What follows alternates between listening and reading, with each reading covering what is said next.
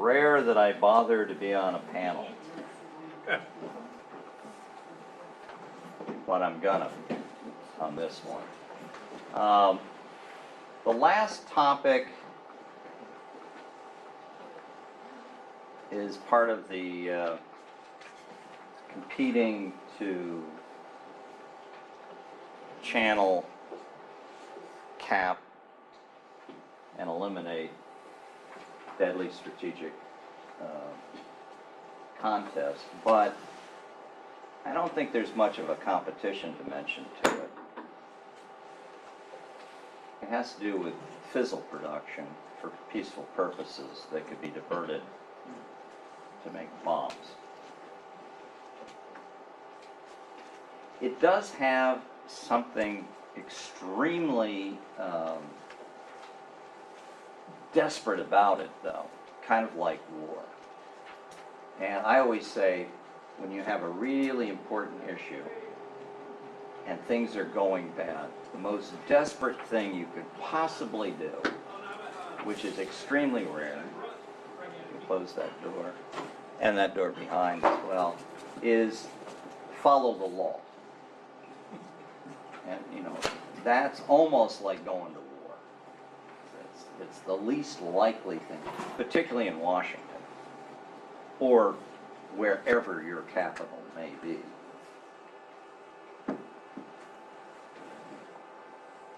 Let me just highlight why I put the panel together and a few things that may not be mentioned, I think, at all by the others.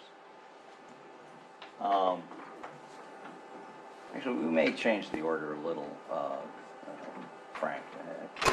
You may go next, because your presentation kind of explains life without law. Okay.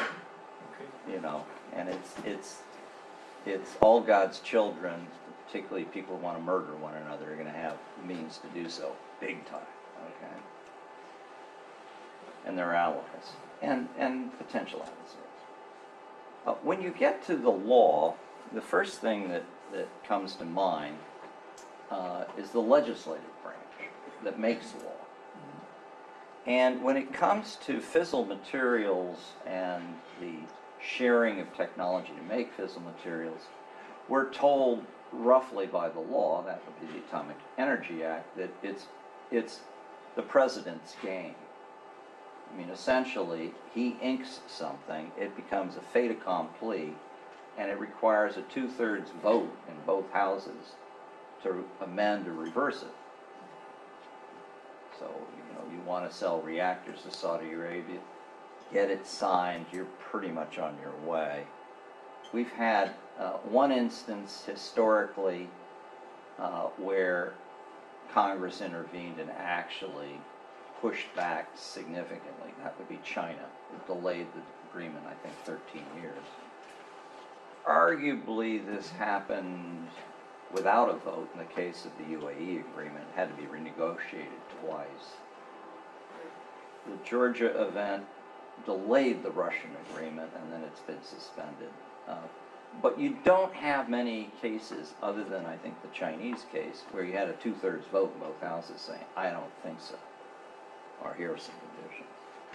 Now, I suppose the argument is that the president is the commander-in-chief, and certainly with regard to possession of the football, the argument's been that he has to be able to destroy civilization to defend the United States, or at least be able to threaten to do so, and needs to be able to do that quickly. And something about listening to people sitting in Congress as to what he should do doesn't sound like a complete thought, if that's the case. Okay. But what we're talking about here in the case of reactors or sharing technology to enrich or reprocess generally takes more than a few minutes to turn into a bomb. I mean, there's enough time that you can involve Congress, I would argue. You know? And in the old days, they were. Before 1954, when the Atomic Energy Act was struck, Congress was a mighty wrench in the transfer of nuclear technology. Didn't last long, but, you know, from 45 to 54, not much went anywhere. So that's the first point. But then let's go to the whole matter of nuclear cooperative agreements, or Section 123 of the Atomic Energy Act. They call them 123 agreements. Most people don't know it, but we have nuclear cooperative agreements with three of the most interesting countries. I think, Frank, you'll come next to explain how interesting they can be. A potential adversary, that would be China, mainland China. An ally, South Korea, and another ally, Japan. Now, in every one of these agreements, there is either the prospect of or a clear dispensation for processing U.S. origin material to make materials that can be quickly turned into bombs, separate plutonium or highly enriched uranium. And the law says you're not to let anyone do that unless you can assure Congress that you know you're going to have timely warning of a diversion. And I think Eldon will speak a lot to this point. He's a lawyer, and he knows something about this. Yeah? Timely warning is, in the eye of the diplomat's view, to be anything they want it to be. Others have a more commonsensical notion of what it might be. You know, the State Department roughly says, if you like the country in question, and if you like the food, and you've been to the nightclubs, it's okay, and you do one and done decision on whether or not you can trust them forever anon. And that's what we have done in the case of the Japanese. There is the prospect, and we'll hear from Mr. Toby, of this happening perhaps in the case of South Korea, because we've kicked the can with a study saying in 2021 we'll decide whether or not they should recycle plutonium in something called a pyro plant. And of course, if they are allowed to do that, I gotta believe enrichment isn't going to be that much further down the road. And they're interested in that too. In the case of China, the agreement more or less says that with some nominal determinations, they too can have programmatic approval. Now, what's interesting, we'll hear more about this, is, well, okay, first of all, what is U.S. origin material? Oh, well, that's, uranium from the United States, or material like plutonium that's been generated in a U.S. reactor. And that is the definition. Then you ask the next question, what's a U.S. reactor? Oh, well, we defer to industry, always a good idea, to determine what that is. Okay, well, let's see. Is it something that was made in the United States and shipped overseas? Well, no. Is it something that was designed in the United States and built overseas? Well, maybe. Is it something that has a U.S. component in it that's on the list for controlled nuclear items by the NRC? Yeah, maybe. Is it something that has a U.S. design component? Oh, don't know. I hadn't thought of that. Well, depending on the answer, you either, in the case of China, have almost every reactor under U.S. jurisdiction, or none. You'll be stunned to hear there hasn't been much of an effort to clarify this yet. We'll learn from Frank why you might want to know. It could be the equivalent of many hundreds or thousands of bombs worth of separated plutonium that you're going to bless or not. Okay, the other problem with timely warning, and this is what I hope we'll hear from Eldon, is an interesting historical point. at the time that we struck an agreement with the Japanese, that would be, was it 1988? 87. 87. Okay. Geez, I thought it was earlier with the Japanese. All right, well, whatever, 88.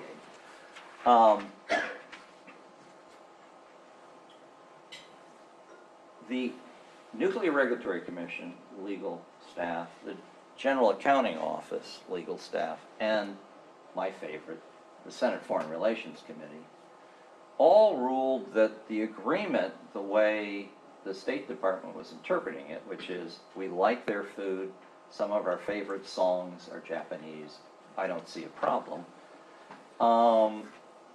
wasn't legal. That programmatic review of timely warning meant you had to account for changes in technology and who knows, politics, and that would mean that at some regularity you would come back to the question and do a review and make a determination. It wasn't one and done. We are now, in the case of Japan, in a funny situation where there is no agreement other than an agreement that the current agreement will continue unless someone objects, and if that's the case, if you don't get agreement after someone objects, it will come undone in several months. Foreign Minister Kono pointed out how unstable the agreement now was, because what if the United States was to say, you know, we've got a problem?